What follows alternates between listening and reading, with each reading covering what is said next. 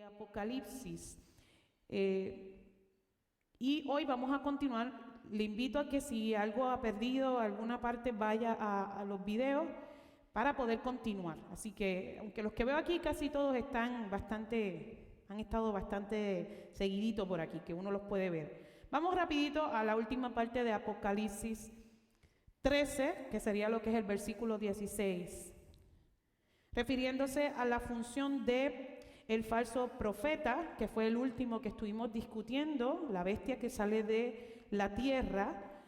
Estuvimos viéndolo el domingo pasado. Refiriéndose a él, dice: y hacía que todos, pequeños y grandes, ricos y pobres, libres y esclavos, se le pusiese una marca en la mano derecha o en la frente, y que ninguno pudiese comprar ni vender, sino el que tuviese la marca o el nombre de la bestia, o el número de su nombre. Aquí hay sabiduría. El que tiene entendimiento, cuente el número de la bestia, pues es el número del hombre, y su número es 666. Esto no es nuevo para nosotros, eso se ha escuchado en todo el mundo siempre, sobre la marca del 666, sobre lo que ya hemos estado viendo, y a veces las preocupaciones que van generando, si ese es el chip, si no es el chip, si ya es la marca del anticristo, si no. Yo sí le puedo decir que todo ha ido creciendo en un propósito bastante claro y a gran velocidad. Esto nos está diciendo, y la palabra nos está diciendo, que además de controlar todo lo que es la ciencia o la tecnología, Satanás con su anticristo y con su antiespíritu santo, o llamado ¿verdad?, el falso profeta, van a estar controlando también el comercio. Usted sabe lo que es el comercio. Dice claramente que para comprar o para vender, las personas tendrán que acceder a ser marcados con el sello o el nombre de la bestia. Y dice claramente que es el número del hombre. Ya habíamos hablado de esto en uno de nuestros primeros enseñanzas, donde el 6 es el número del hombre, ya que el hombre fue creado en el sexto día de la creación. Y Satanás, como todo lo quiere ¿verdad?, pervertir, también ha llevado a este número a una trinidad, ¿verdad? El antipadre, que es Satanás, el anticristo, que es el ¿verdad?, hijo, y el falso profeta, que es el antiespíritu santo, y van a marcar como si fueran reses. Ustedes saben que a las reses las marcan, ¿verdad que sí? Y las numeran, ¿verdad que sí? Como un gran campo de concentración donde todo el mundo va a estar enumerado. Así que mire lo que nos está diciendo aquí, y si usted se fija un poco en las últimas décadas, por no dar un número exacto y evitar el error, el consumerismo en el que vivimos se ha exponenciado. Antes, para usted comprar, usted tenía que salir de su casa, tener efectivo o cheques, que ya eso yo creo que... ¿Se acuerda lo que era un cheque? Yo creo que eso ya ni los mandan a imprimir. Yo creo que todavía mi hermana usa 2 o 3 para pagar el colegio, que nunca quieren dar más, que quieren coger más que efectivo. Entonces, fíjese que ahora usted para comprar no tiene que salir de su casa. Ni el no tener efectivo tampoco ya es una gran limitación, y a eso es que vemos que nos estamos dirigiendo. ¿A qué usted va a tener que soportar? Usted no, porque usted va a ir para el cielo conmigo, pero los que estén aquí en la tierra, ¿a qué van a tener que soportar para no poder comprar o vender? Porque si quieren comprar o vender, se tienen que ¿qué? Se tienen que marcar. Esto es sí o sí. O tú te marcas y puedes comprar. Y no estoy hablando de lujos. Recuerde que esto nos está diciendo la palabra que ya ya se abrieron los primeros 7 sellos.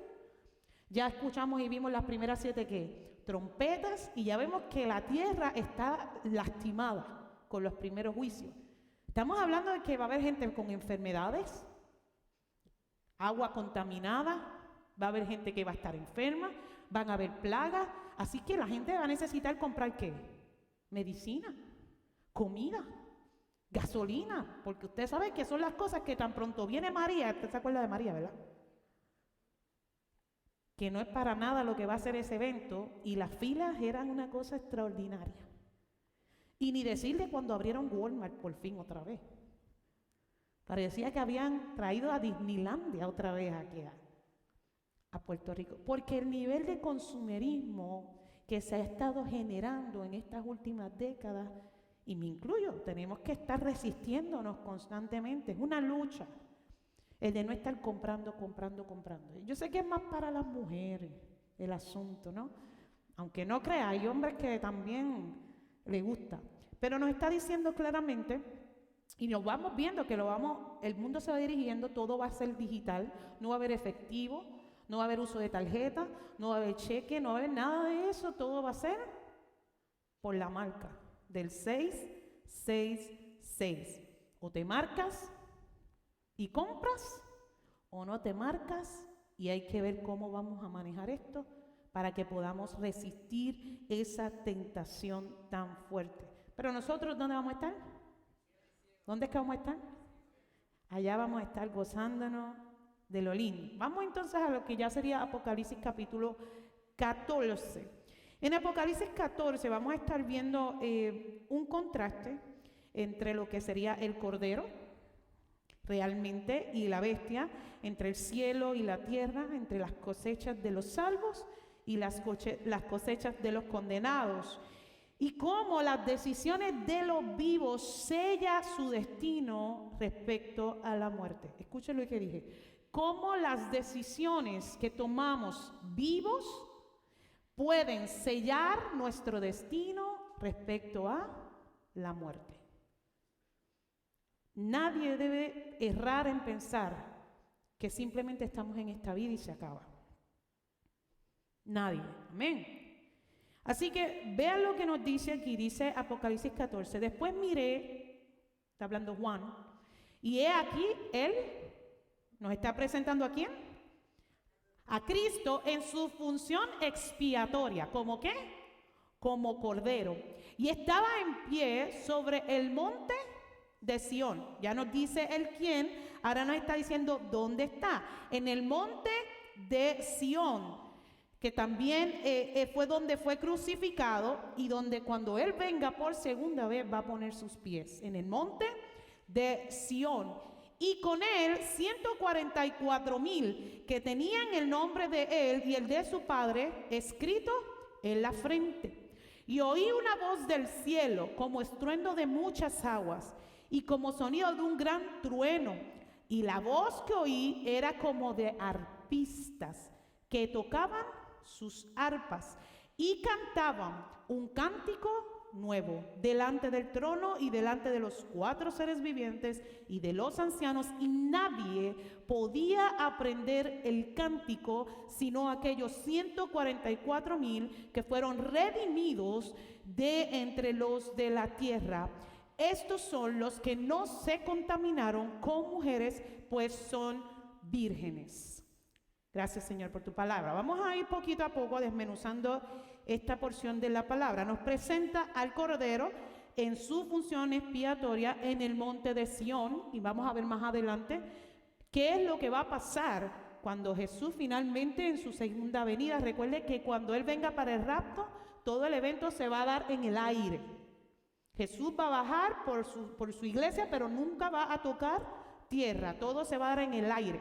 No va a ser hasta su segunda venida que finalmente va a tocar y va a poner sus pies en tierra, y lo va a hacer en el mismo lugar donde fue crucificado. Y dice aquí, con él 144,000 que tenían el nombre de él y el de su Padre escrito en la frente. Estos 144,000 representan a los judíos redimidos de entre la tierra. Es una representación de los redimidos de entre la tierra que van a llenar los cielos, dice aquí claramente, con una canción que es nueva.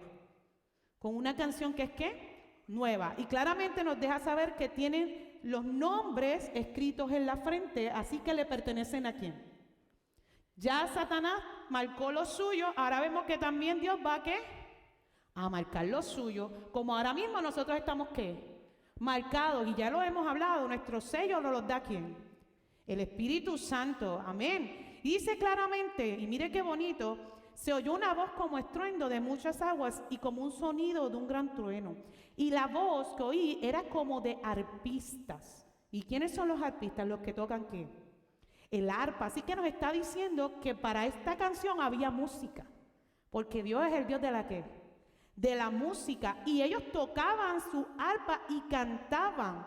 Así que estos 144,000 estaban allí representando no solamente a los judíos, que dice claramente, si usted lo ve aquí, redimidos de entre los de la ¿qué?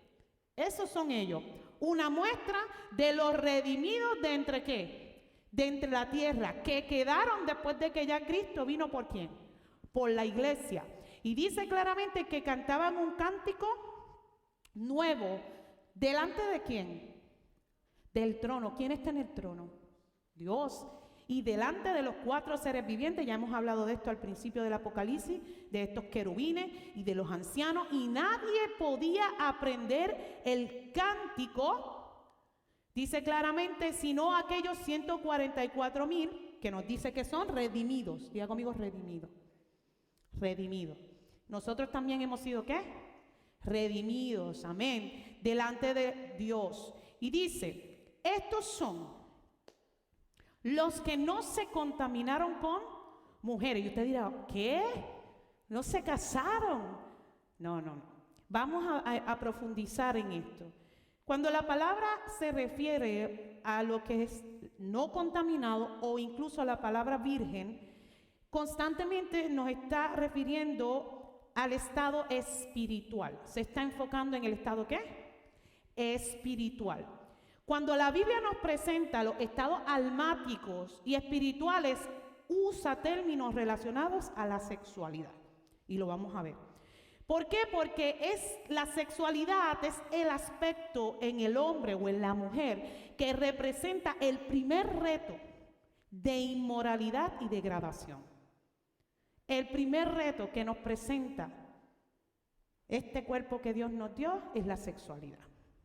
Cómo mantenernos puros, cómo mantenernos espiritualmente aptos delante de Dios. Y así Dios usa la terminología de la sexualidad para referirse también al estado espiritual de Israel o de las personas. Por eso se insiste tanto en la palabra de que nos mantengamos puros en las dos áreas.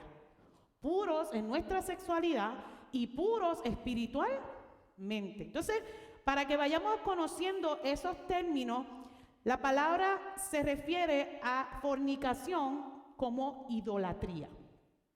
¿Está bien? Una persona virgen es una persona pura, y como es pura, le sirve a un solo Dios. Son vírgenes, y cuando dice aquí que estas personas son vírgenes, es que tienen a un solo Dios, que es ¿quién? Dios. Y así mismo vamos a ver que más adelante se refiere a Israel con el término virgen. ¿Está bien?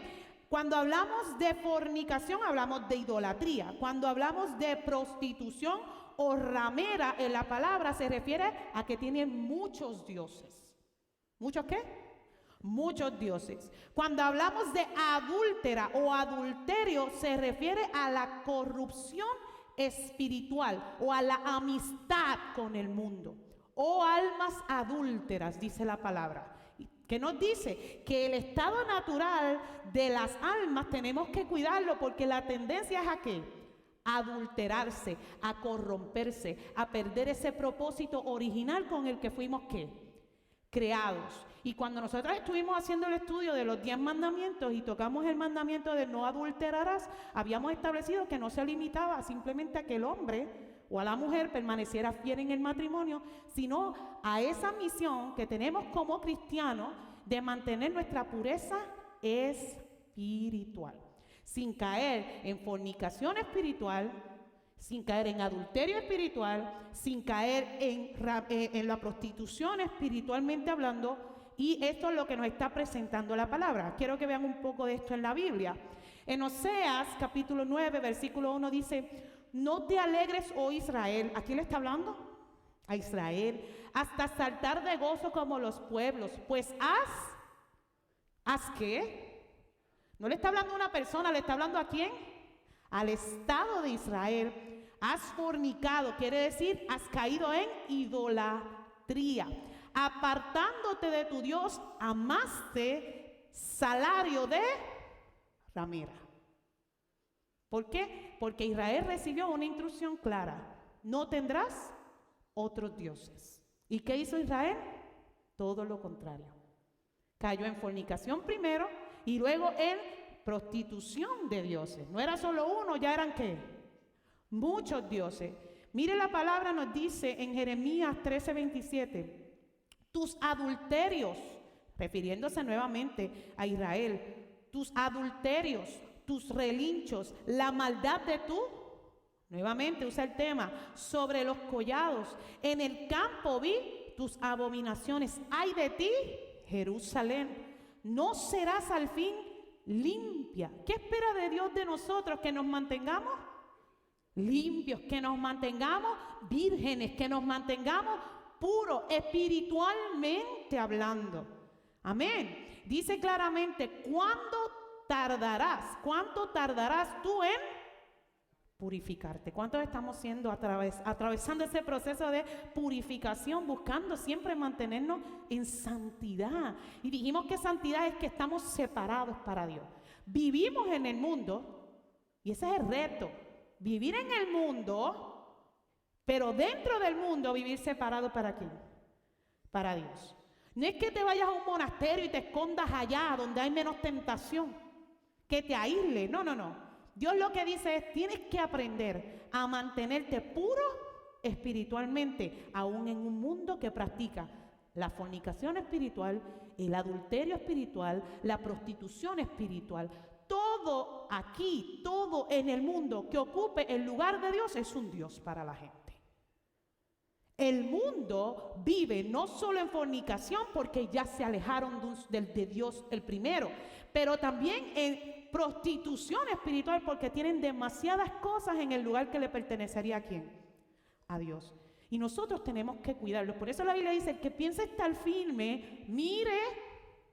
El que piense que está firme, el que piense que lo está haciendo bien, mire, preste atención. Cuide su pureza.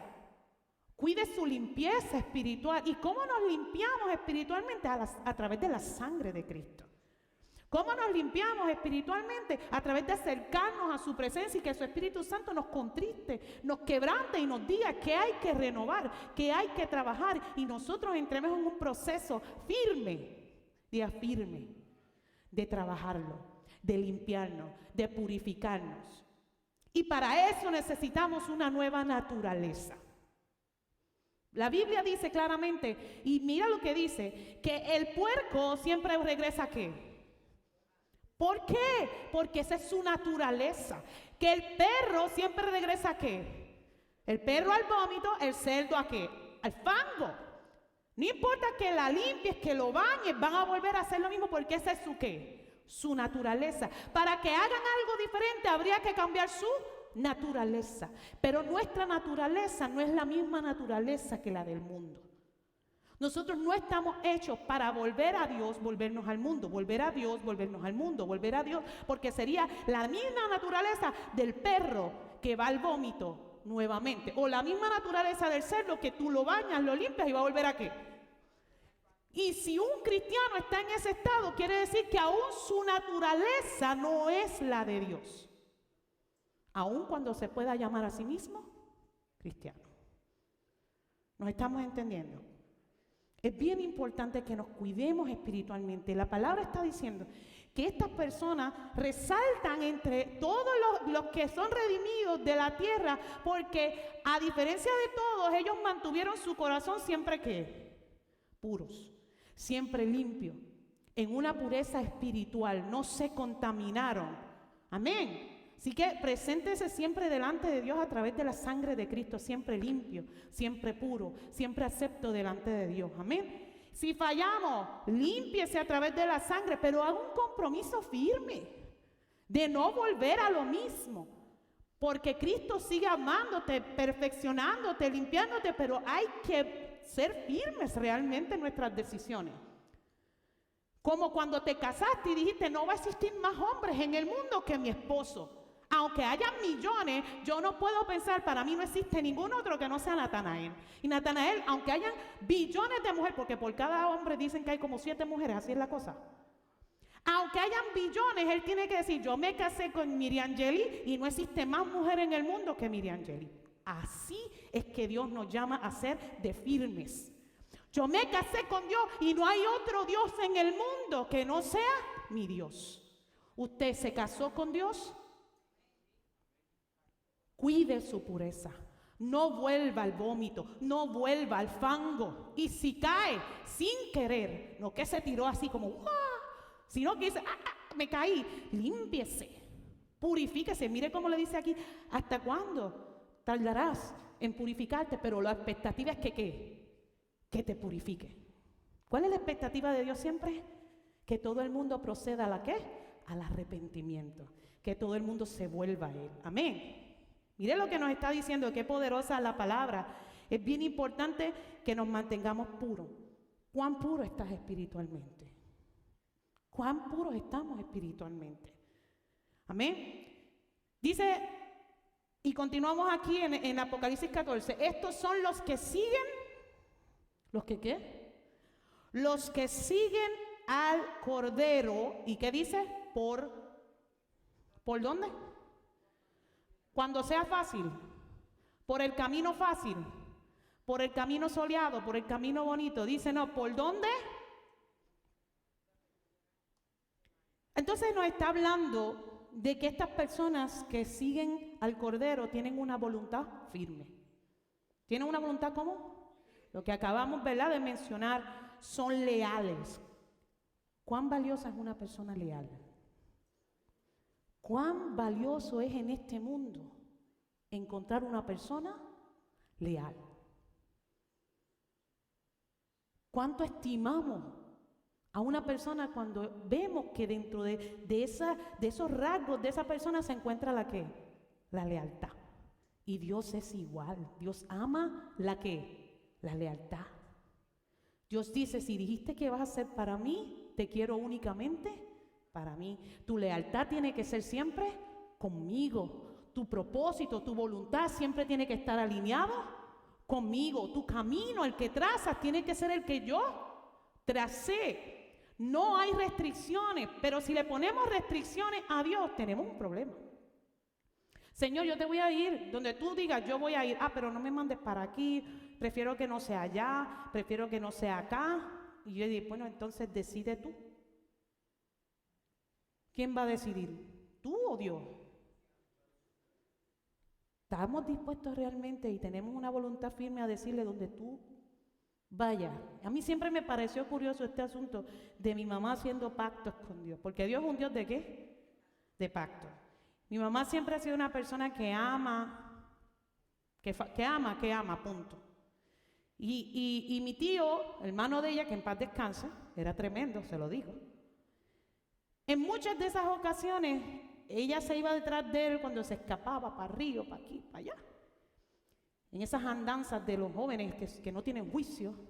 Y ella pactaba con Dios y le decía, permíteme encontrar a mi hermano, permíteme traerlo bien a casa, permíteme que él esté bien. Yo, cuando tú me necesites, para lo que tú me necesites, yo voy a estar ahí. En ese momento ella no estaba casada cuando pactó. En ese momento no tenía hijos cuando pactó. No tenía solamente el deseo de preservar la vida ¿de quién? De su hermano. Y pactó con Dios. Cuando llegó el momento, ya se había casado, ya había tenido hijos, Dios le dijo, ¿te acuerdas del pacto?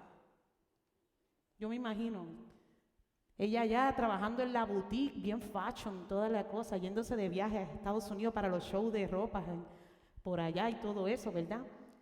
Y Dios le dice, ¿te acuerdas del pacto que hiciste conmigo? Te necesito ahora. Pues bueno, Señor, sí, yo dije que sí, es una mujer de palabra, que los que conocen a mi mamá saben que es una mujer de palabra. Y Dios le dijo, te voy a meter Nada más y nada menos que los residenciales públicos. La primera que casi infarta fue mi abuela, que en paz descanse también. ¿Cómo es la cosa para los residenciales públicos? ¿Cómo tú vas a meter tus hijos en los residenciales públicos? Tú no sabes que allí hay tiroteos, que allí hay crimen, que allí hay drogas, que allí hay de todo. Como si fuera ayer. Y ya llevamos, ¿cuánto? 27 años. 27 años. Y en ese momento, todo el que no estuvo envuelto en el pacto, dígase el pastor, todo el que no estuvo envuelto en el pacto, dígase hijo, quedamos atrapados en el mismo pacto. Porque cuando un hombre es una mujer, son una sola carne, todo viene a ser uno solo. Y ahí estamos todavía, en el pacto. Porque cuando le decimos a Dios, yo voy a ir, y Él te dice a dónde tienes que ir, si le pones restricciones, pues entonces, ¿qué hacemos? ¿Lo vas a decidir tú o lo voy a decidir yo? Si me hubieran dicho a mí, yo hubiera quizás reaccionado diferente, porque no fui yo la que hizo el pacto, fue ella la que hizo el pacto. Si usted ha pactado con Dios, si usted le ha dicho a Dios, cuando tú digas, y Él le dice para un sitio que no es agradable, mire a ver lo que usted va a hacer. Sin restricciones. Diga conmigo, sin restricciones. No, estas son personas que no se niegan a nada que Dios mande. Usted manda. Usted es el Señor, yo soy el siervo. Usted manda, yo obedezco. Así de sencillo. No, pero es que esto no cuadra con aquello. No, no tiene que cuadrarme. Si la instrucción viene de dentro de allí y no cuadra con aquella religión, no me tiene que cuadrar. No hay problema. Vamos a hacer lo que usted diga. Vamos a ir a donde usted diga. Vamos a hacerlo a la manera que usted diga. Porque quiero que sepa que es muy interesante y usted tiene que escucharla a ella. Cuando ella habla de los proyectos que ha hecho en los residenciales, nunca habían existido. Dios se los dio con puño y letra. Se va a llamar así, vas a hacer esto, vas a hacer lo otro. Así fueron todos los proyectos que se implementaron en el residencial público. Desde que empezaron hasta hoy, no fue un copiete de otro proyecto, fue algo que Dios le dio a ella y lo diseñó como proyectos pilotos, porque así es ¿quién? Porque así es Dios. Gracias a Dios nunca nos pasó nada malo, estamos aquí. Tengo un esposo hermoso, guapo, maravilloso que salió de allí. ¿Y qué más decimos? Mi prima también sacó uno de allí muy bueno. También Vanessa se casó con Jean. Así es esto. Porque hay gente buena en todas partes. Hay gente que Dios quiere usar en todas partes. Hay gente que Dios quiere llamar en todas partes.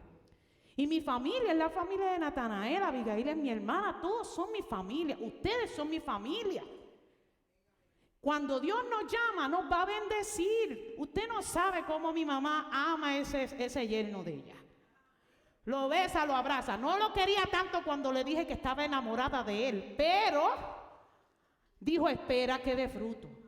Espera que dé fruto. Y gloria a Dios que estamos viendo los frutos. Amén. Gloria a Dios que siempre se ven los frutos. Amén. Así que seguimos a Dios. La Biblia dice en Lucas 9:23, si alguno quiere venir en pos de mí, niéguese a sí mismo, tome su cruz cada día y sígame. Pero la parte interesante es, niéguese, la parte que nos choca de momento es, niéguese a sí mismo, tome su cruz.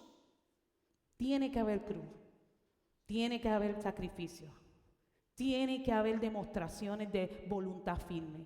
Tiene que haber demostraciones delante de Dios de lealtad. Tiene que haber demostraciones de obediencia. Tiene que haber demostración de decirle a Dios, no me voy a dejar llevar por lo que siento. No me voy a dejar llevar por lo que veo. Yo voy a hacer lo que tú digas. Yo voy a ir a donde tú digas. Me guste o no me guste. ¿Cuántos dicen amén? Dice aquí, mire qué hermoso. En sus bocas no fue hallada mentira. Pues son sin mancha, diga conmigo, sin mancha, delante del trono de Dios. En su boca había verdad. ¿Qué hay en nuestra boca? ¿Qué debe haber en nuestra boca? En nuestra boca debe haber verdad. ¿Qué verdad? Cristo Jesús. ¿Quién es la verdad? Cristo Jesús. Él es la verdad, Él es la vida, Él es el único camino. Y estos son personas que viven la verdad, que la creen, que la hablan, que la enseñan. Ya después de que la iglesia fue ¿qué? Sacada, a pesar de que Satanás está en control a través del anticristo y del falso profeta, de la religión, del comercio, de la tecnología. Estos son personas que dicen, no me importa, no me voy a ¿qué? No me voy a contaminar, no me voy a vender, no voy a vender mis principios, no voy a caer en mentira, no voy a decir otra verdad que no sea la verdad de ¿quién? De Jesucristo, aunque me maten. ¿Aunque qué? Y ciertamente porque la forma en la que ellos van a llegar al cielo es a través de ¿qué? De morir como mártires. Eso es lo que le espera a todo aquel que no acepte a Cristo ahora. Si quieren llegar al cielo, solo los que no negaron a Cristo, solo los que no rechazaron a Cristo van a tener una oportunidad después de que hayamos sido levantados, porque hay gente que no ha escuchado el Evangelio, usted lo sabe. Hay gente que no ha escuchado el Evangelio o hay gente que ha sido engañada por otro Evangelio. Y van a tener la oportunidad de ver la verdad de quién. Literalmente ver a Cristo. Literalmente ver a quién, al Mesías. Y decir, mira, esto es la verdad. Cristo es la ¿qué? La verdad. Son personas en las que no hay fingimiento. No hay hipocresía. Cuando la palabra dice mentira, viene del griego dolo, que significa engaño. No podemos practicar el engaño. Ningún cristiano, mire el que está a su lado y diga, no podemos practicar ningún tipo de engaño. Porque engaño no es solamente decir una mentira abiertamente. Engaños para recibir beneficios, engaños para evitar problemas, engaños para lo que sea, dice la palabra, no es correcto. Son puertas que dejamos abiertas y el enemigo rápido, ¿qué hace? Se cuela. Todo aquello que le dejemos al enemigo como una puerta, él va a entrar. ¿Y qué hace el enemigo? Robar, matar y destruir. Cuando dice la palabra mancha, viene del griego amomos, que dice sin tener nada de qué ser acusado. Ya yo le dije a usted que Satanás, rapidito que nos ve, va delante de Dios ¿a qué? A pedir nuestra cabeza. Pero dice aquí que es posible que los cristianos vivan sin mancha, sin que Satanás tenga que estar yendo ¿a qué? A acusarnos delante de Dios. Oiga, yo no lo he vivido, pero qué vergüenza. Yo soy una persona bien próspera en muchas cosas. Ni siquiera en mi trabajo, a mí no me gusta que me llamen la atención porque yo sé lo que tengo que hacer y soy responsable con mi trabajo. Y me gusta que las cosas se hagan bien y se cumplan en su tiempo y cumplo con los términos de tiempo. ¿Para qué? Para que no haya ningún reproche ni haya de qué llamarme la atención. Usted debe ser siempre así, debemos ser siempre así. No debe ser la conducta simplemente de una persona recta, debe ser la de todos los cristianos que dicen que se llaman ¿cómo? Asimismo cristianos, sin mancha, sin nada que te puedan ¿qué? Acusar delante del trono de Dios. Amén. ¿Cuántos dicen amén? ¿Cuántos están despiertos? Importante. Amén, amén. Mire, vamos aquí al versículo 6. Esta es como tal la cosecha, o nos van a hacer una representación de la cosecha de los impíos, en un último llamado que va a haber, hecho por ángeles, en último proceso de predicación y de evangelización, hecho por ¿quién? Por ángeles. Y mire lo que dice aquí, dice, vi volar, dice Juan, por en medio del cielo a otro ángel, que tenía, mire esto, que tenía el evangelio eterno para predicar. ¿Quién va a predicar cuando no está la iglesia? ¿Quién va a predicar cuando no está la iglesia? Tenemos los dos testigos. Recuerden que primero van a estar ¿quiénes? Los dos testigos. Tenemos los 144,000 marcados también que van a estar ¿qué? Predicando. Pero al llegar a este momento, que ya no están ellos, van a estar ¿quién? Pues los ángeles. Porque se tiene que cumplir la palabra. Hasta que llegue la palabra a los confines de la tierra, entonces va a ser el fin. Y hasta este entonces vemos que se está llevando a cabo ¿qué? Predicación. ¿Cuál es su encomienda y la mía? Predicar. Entonces mire qué interesante. Le llamo aquí el evangelio eterno. Cuando la palabra dice aquí en Apocalipsis evangelio, viene del griego evangelium, que significa buena nueva. ¿Qué significa? Buena nueva. Cuando Jesús vino al mundo, Él fue el primero que trajo el evangelio de la buena nueva. Pero como Jesús no había muerto ni resucitado, cuando Jesús trajo la buena nueva era: el reino de Dios se ha acercado. Arrepiéntanse y vuélvanse. Porque todavía no había hecho el proceso de expiación, pero aún así estaba llevando una buena ¿qué? Noticia. El reino de los cielos, ese era el evangelio que predicaba Jesús. Vuélvanse a Cristo, arrepiéntanse. Amén. Cuando Jesús muere y resucita, deja a cargo ¿a quiénes? A los apóstoles, con lo que se conoce como el evangelio de los apóstoles y el nuestro, que es el de la iglesia. ¿Cuál es ese evangelio? La salvación ha llegado por medio de la sangre del Cordero que fue muerto y resucitado. Es por gracia. Ese es el evangelio que predicamos. Es a través de Jesús, es a través del sacrificio que hizo en la cruz, que con su sangre nos limpió. Lo que tienes que hacer es creer en tu corazón, confesar que le perteneces y serás. Ese es nuestro evangelio. El evangelio de los apóstoles, nuestro evangelio. Cualquier cosa que le añaden o le quitan es otro evangelio. El evangelio que nos dejaron a nosotros es el de la gracia. Es por gracia. Si alguien te dice es por gracia, pero la ley también, no. Esto es por qué. Por gracia. Y por gracia, porque queremos honrar la gracia que hemos recibido, que no pone en juego nuestra salvación, entramos en un proceso de santificación y de obediencia a la palabra. Pero la salvación, el evangelio que predicamos, es de gracia. El que yo recibí es de gracia. El que usted recibió es de gracia. Y dice claramente la palabra que en este momento los ángeles van a estar trayendo un nuevo ¿qué? Evangelio. Y a este le llama el que va a ser de ahí en adelante. El evangelio eterno, para predicarlo a los que quedan ¿dónde? En la tierra. Para los moradores de la tierra, que sabemos siempre que cuando dice a los moradores se llaman los impíos, lo van a escuchar como quiera, pero también dice a toda nación, tribu, lengua y pueblo, que siempre que se refiere a eso habla de los gentiles. ¿Ok? Dice, diciendo a gran voz, y aquí está el evangelio eterno, ¿quieren escucharlo? Temed a Dios. ¿A quién van a temer? A la bestia, al anticristo, al falso profeta. ¿A quién es el único que hay que mostrarle reverencia y respeto? Temed a Dios y dadle gloria. No a la bestia van a glorificar, no al anticristo. ¿A quién? A Dios.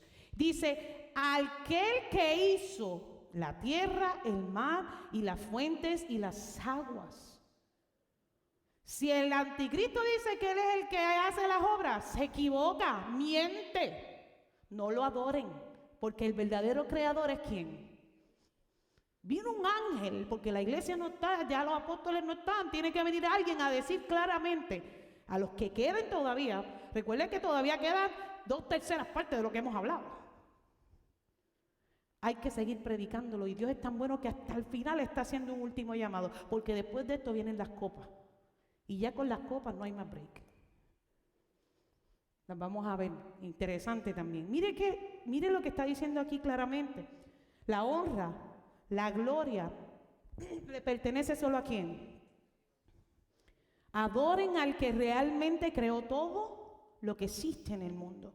La hora del juicio eterno ha llegado. Última oportunidad. Eso es lo que está diciendo el evangelio eterno del ángel. Nosotros seguimos por ahora predicando ¿qué evangelio? De la gracia. El más bello de todos, el de la gracia. Amén. Mira lo que dice, otro ángel le siguió. Aquí vemos al ángel número ¿qué? Número 2. Perdón. Dice, diciendo, ha caído Babilonia. Anuncio profético del ángel. Ha caído. Porque cuando se habla de profecía, se habla como si ya hubiera ¿qué? Ocurrido. Ha caído. Ha caído y por primera vez en el Apocalipsis nos menciona ¿a quién? A Babilonia. Y Babilonia es la cuna y la tumba de toda la idolatría. ¿Se acuerdan que los marcados, los que estaban cantando el cántico nuevo, son los que estaban puros, vírgenes espiritualmente? Ahora te está hablando de Babilonia, que es todo lo que es. Todo lo contrario, los que están en la fornicación espiritual, en la prostitución espiritual, en la falsa adoración, en la falsa religión, siguiendo al falso ¿qué? Profeta, adorando al anticristo, dejándose engañar. Perdón. Y dice claramente, miren lo que dice aquí, ha caído Babilonia, la gran ciudad, porque ha hecho beber a todas las naciones del vino del furor de su fornicación. Y nuevamente usa el término ¿qué? Fornicación. Pero quiero que vea la versión, la traducción al lenguaje actual. Ya cayó la gran Babilonia, ha sido destruida, que enseñó, ¿que qué? Que enseñó a todos los países, no a uno, ¿a cuántos?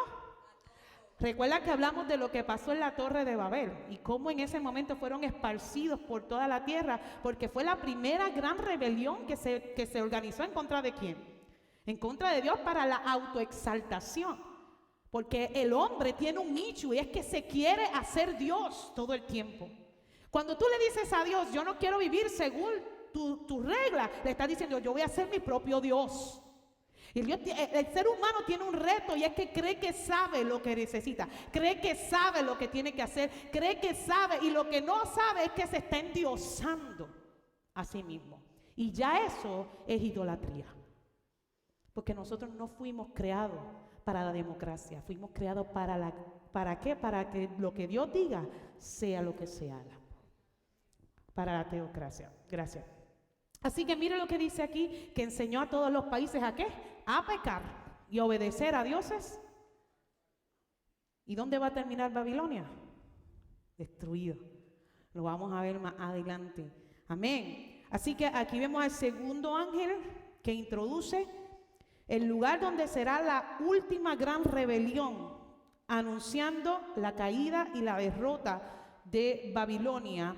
Por muchos años a Roma, que fue el último imperio registrado. ¿Se acuerda cuando vimos los imperios?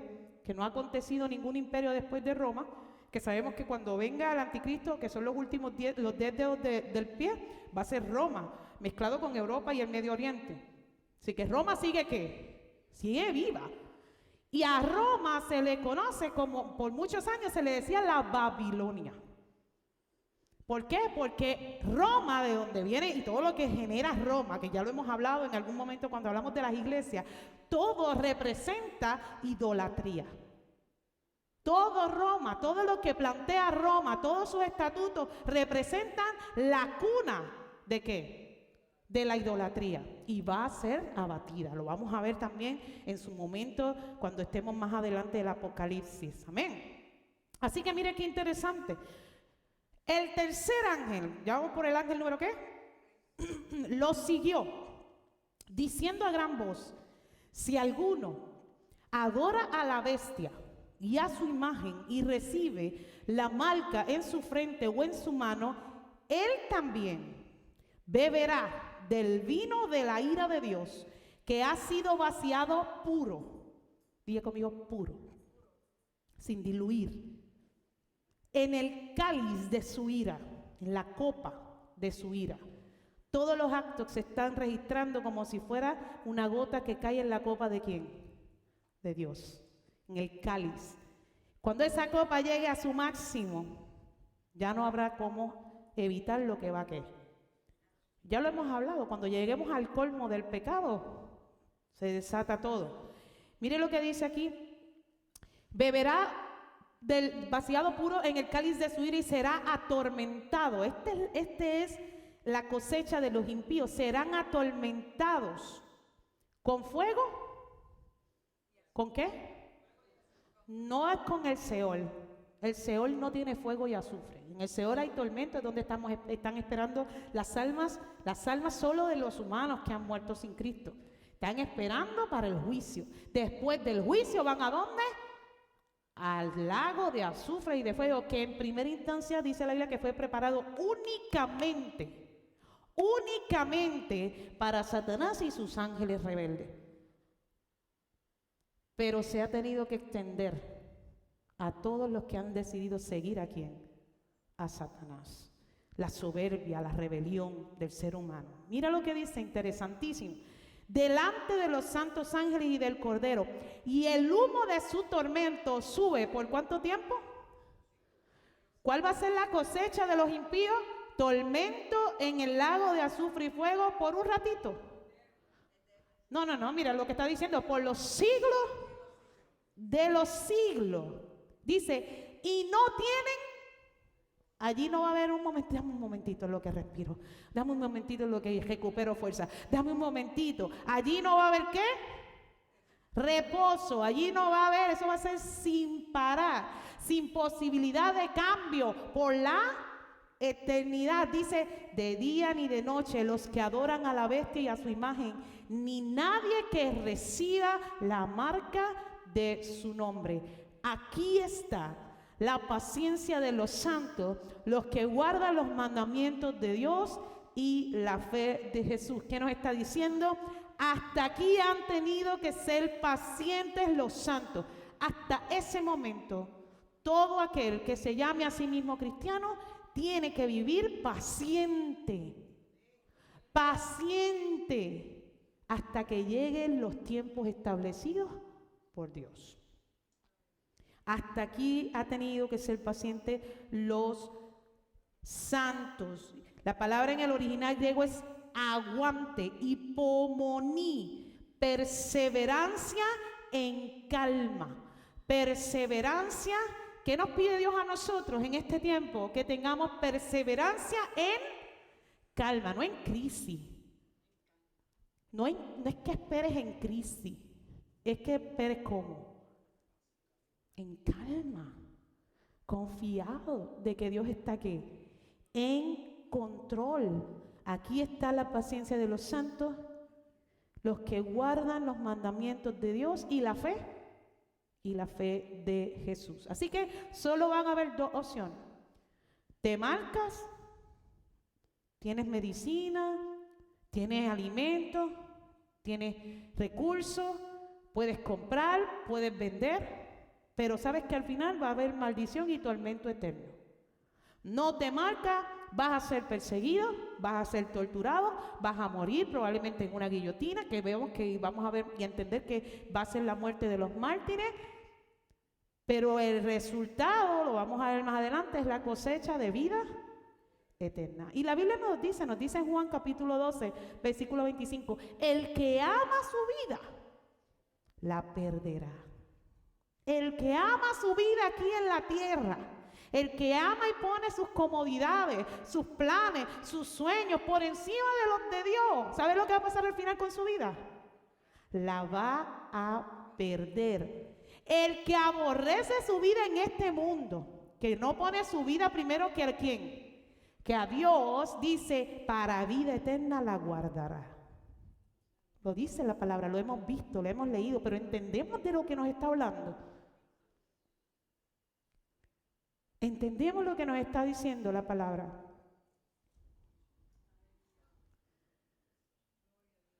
Levante su mano y adore al Señor y dígale, yo me voy contigo ya.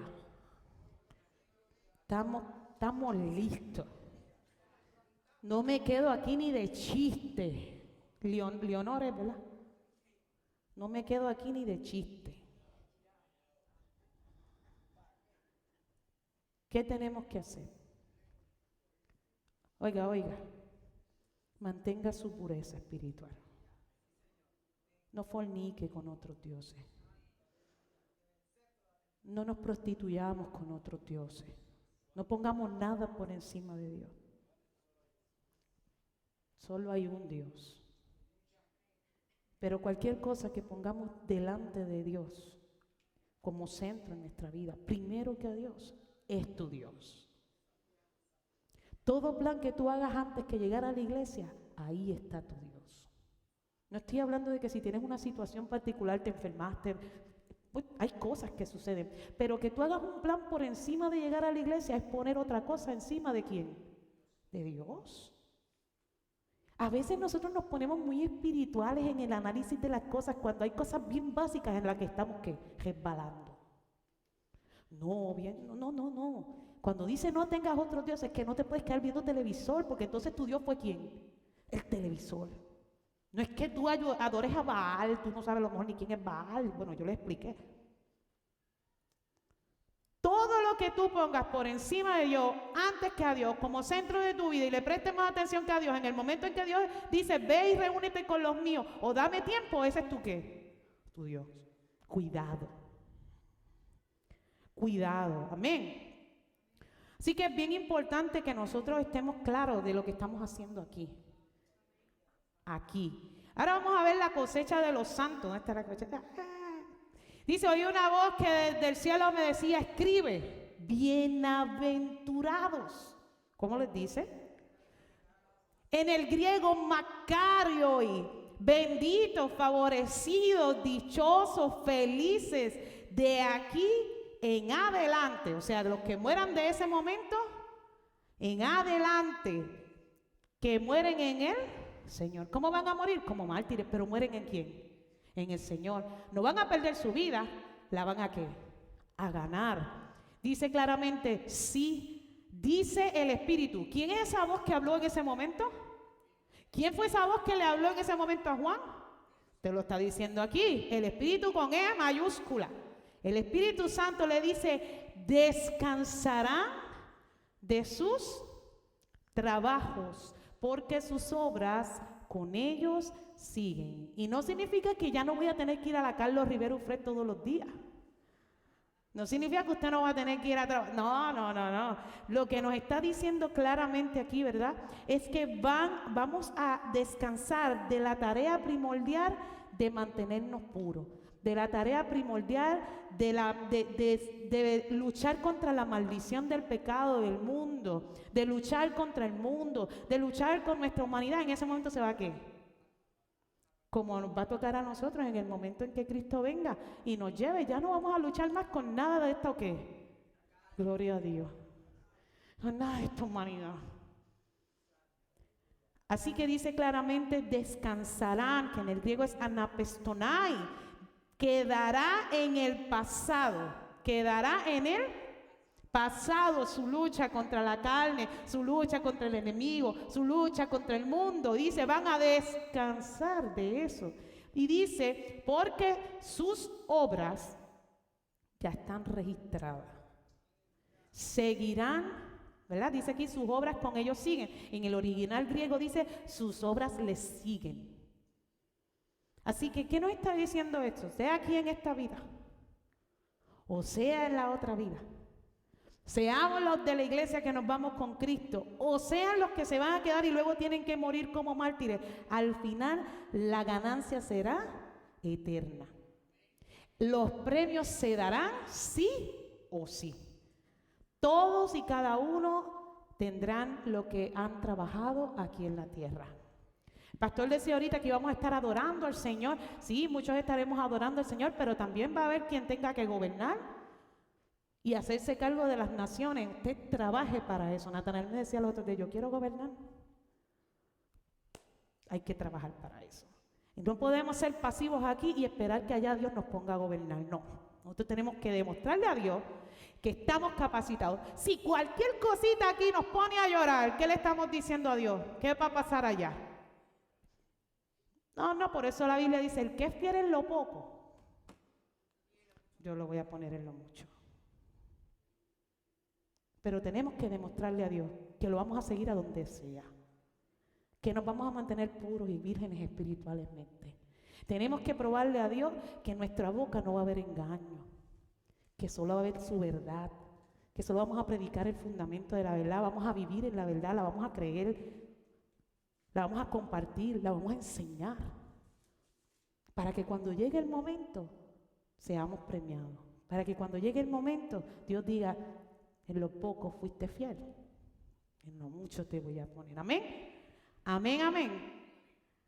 Bueno, pues vamos a estar en pie, vamos a dejarlo aquí. Dios ha sido más que bueno con nosotros. Somos bienaventurados. Mira el que está a su lado y dile, tú eres un bienaventurado. Toda obra que hagamos va a quedar, nos va a seguir. Mire, Damaris nos trae vasos de agua. La Biblia dice claramente en Mateo 10:42, ni un vaso de agua quedará sin recompensa. Así que Damaris,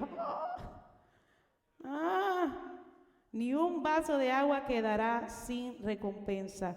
Hay un cielo que te traerá ganancias eternas y un infierno que tendrá tormento eterno. ¿Para qué estamos trabajando? Amén, amén. Los bendigo a todos, espero que estén en gozo, en bien, porque los cristianos no tenemos otra forma de estar. No es que sea perfecto, pero estamos gozosos en medio de las circunstancias, nos gozamos. Mire, usted llega al nivel de Pablo, me gozo en la tribulación, porque esta breve tribulación no se compara en nada con lo glorioso que va a ser la eternidad. Amén. Padre, te damos gracias por este tiempo, gracias por tu palabra. Gracias por llegar a nuestro encuentro ahora, por llegar a nuestro encuentro con este evangelio, esta buena nueva tan hermosa, que por gracia podemos presentarnos delante de ti. Por gracia, por la sangre derramada de tu Hijo, somos aceptos delante de ti. Gracias, Jesús, por el sacrificio que hiciste, por amarme primero. Yo te amo, Jesús. Yo voy a vivir eternamente para ti, Padre amado. Ayuda mi fe, Señor. Ayúdame a mantenerme fiel, puro, virgen. Ayúdame espiritualmente a nunca poner nada por encima de ti. Ayúdame a vencer mi carne. Ayúdame para que no haya una restricción, para que yo sea firme, para que yo pueda cerrar toda puerta de pecado, toda puerta de desorden en mi vida, para que el enemigo no pueda acusarme delante de ti. Yo quiero ser puro delante de ti. Yo quiero ser recto delante de ti. Yo quiero tener orden delante de ti para que tú confíes en mí, para que tú sepas que cuentas conmigo para grandes cosas, que soy leal, que soy fiable, que agrado tu corazón, pero sobre todo que quiero cumplir con tu propósito. Lo declaro en mi vida y también lo declaro para la vida de cada uno de mis hermanos. En el nombre de Jesús. Amén. Sean todos